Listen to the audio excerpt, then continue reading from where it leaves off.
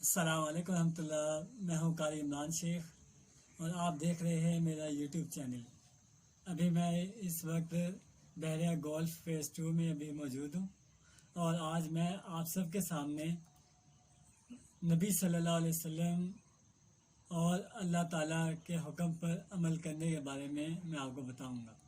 अल्लाह ताला कुरान मजीद सूरह मोहम्मद और आयत नंबर 33 में अल्लाह ताला फरमाते हैं, या अय्युहल्लज़ीना आमनू अतीउल्लाह व अतीउर रसूल वला तुबतिलु अमालुकुम। अल्लाह ताला इस आयत में फरमाते हैं कि ए ईमान वालो, अल्लाह की अताअत करो और उसके रसूल की अताअत करो और अपने अमल को ज़ाया ना करो। इस आयत में अल्लाह ताला ने हमें यही हुक्म दिया है कि हम अल्लाह ताला की बात को माने, अल्लाह ताला ने जो हमें हुक्म दिया उस पर अमल करें। और नबी सल्लल्लाहु अलैहि वसल्लम ने हमें जो अमल करने का तरीका हमें सिखलाया और जो तरीका हमें बताया, जो हुक्म हमें बताया, हम उस पर अमल करें। अगर हम अल्लाह ताला और नबी सल्लल्लाहु अलैहि वसल्लम के अमल से हटकर, नबी सल्लल्लाहु अलैहि वसल्लम की सुन्नत से हटकर और अल्लाह ताला के हुक्म से हटकर अगर हम कोई काम करेंगे तो वो अमल अल्लाह के यहाँ कबूल नहीं है, तो वो ज़ाया हो जाएगा, वेस्ट हो जाएगा। हमें चाहिए कि हम अल्लाह से मोहब्बत करते हुए और नबी सल्लल्लाहु अलैहि वसल्लम से मोहब्बत करते हुए उनकी सुन्नतों पर अमल करें, अपने प्यारे नबी सल्लल्लाहु अलैहि वसल्लम के नक्श कदम पर चलें।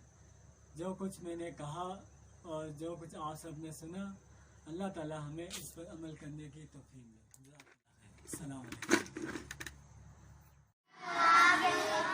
पढ़ आगे, बस इतना ही है।